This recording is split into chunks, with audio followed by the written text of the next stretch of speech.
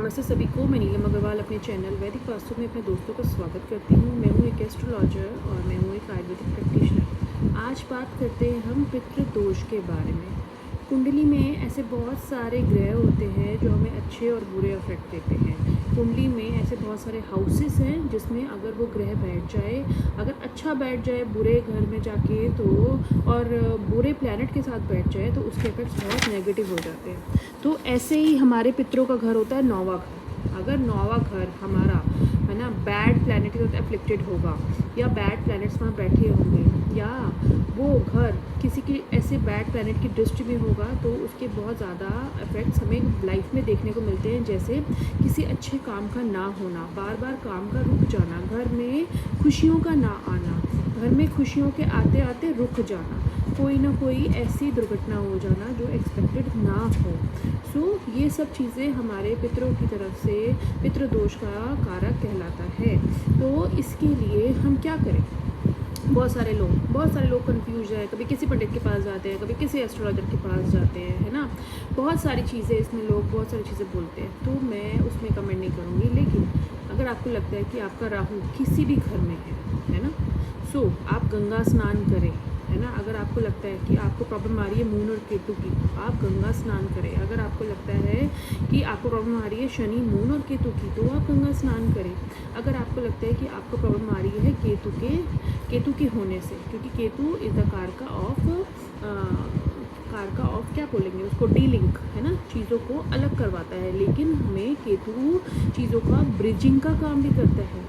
तो इन सबको करने का सिर्फ एक ही तरीका है। अगर देखिए पितृ दोष को ख़त्म करने का सबसे अच्छा साधन है कि जब साल में एक बार श्राद्ध आते हैं, अगर उन श्राद्धों के 15 दिन आपने पंडित जी को खाना खिलाया, है ना, पीपल को जल दिया डेली, गाय की सेवा करी, डॉग्स की सेवा करी, बुढ़े गरीब लोगों को खाना खिलाया, उनकी सेवा करी, तो आपके पितृदोष की जो इश्यूज़ हैं वो 80% ख़त्म हो जाते हैं। और वहाँ से अगर पितृदोष ख़त्म हो गए तो आपको पितृदोष पता क्या देते हैं? लाइफ में स्टेबिलिटी देते हैं। जिन लोगों की लाइफ में स्टेबिलिटी नहीं है, जिन लोगों की लाइफ में बहुत झगड़ा होता है, भाई बहनों के बीच बनती नहीं है ना, और घर में आप देखो जब भी खुशी आई, जैसे मैंने बताया, वो आते आते रुक जाना, खुशियों को ना होना, घर में नेक्स्ट जनरेशन का भी पैदा ना होना, ये भी पितृदोष का बहुत बड़ा कारक है।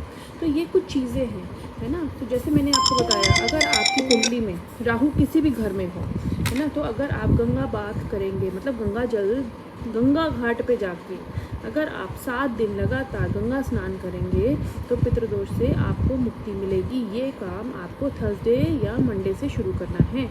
नंबर 2, पितृदोष, है ना। पितृदोष के लिए और आप क्या कर सकते हैं? पितृदोष के लिए अगर अभी तो श्राद्ध है नहीं तो उसमें आप क्या करेंगे? अगर आप 5 या 6 अमावस्या गंगा जी जाके स्नान करेंगे तो, और वहाँ पे गरीबों को खाना खिलाएंगे, गाय को खाना खिलाएंगे, तो आपको उसको बहुत अच्छे रिजल्ट मिलेंगे। आई एम टेलिंग यू कि जो भी पितृदोष और एनी अदर दोष से ग्रसित है ना, या राहु केतु जैसे मैंने बताया उनकी चीज़ों से ग्रसित है, अगर वो ये लगातार करेंगे हर महीने एक बार, साथ में ही पीपल को जल भी देना है, लेकिन पीपल को टच नहीं करना। पीपल का पेड़ एक ऐसा पेड़ है जिसमें देवता और पितृ दोनों बसते हैं।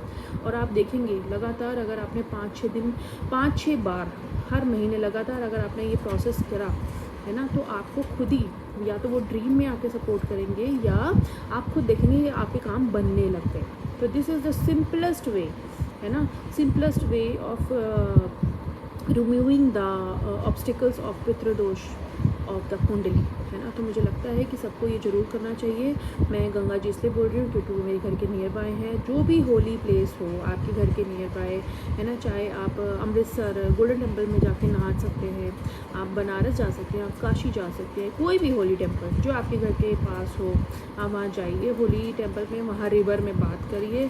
लेकिन अगर आपको 7 दिन वो घर के पास है, आप 7 दिन लगातार जा सकते हैं, मंडे से स्टार्ट करके 7 डेज़, मंडे टू मंडे, है ना, वहाँ बात लीजिए, वहाँ गरीबों को खाना खिलाओ, गाय को खाना खिलाओ और पीपल को जल दो। लेकिन याद रखिए पीपल को जब जल देंगे तो संडे को नहीं देना। अगर आप वो नहीं कर सकते तो आपको हर महीने जब अमावस आती है, हर अमावस पे जाके अगर आप गंगा स्नान करेंगे तो आपको इसके बहुत अच्छे रिजल्ट मिलेंगे। सो आई गेस कि मेरी ये वीडियो सबके काम आए और आप इसको ज़रूर अपने आ रही मुसीबतों से ना निजात पाने के लिए आप ये ज़रूर इस चीज़ को अपनाएं और करें और अपने दोस्तों के साथ शेयर करें। This is Neelam Agarwal.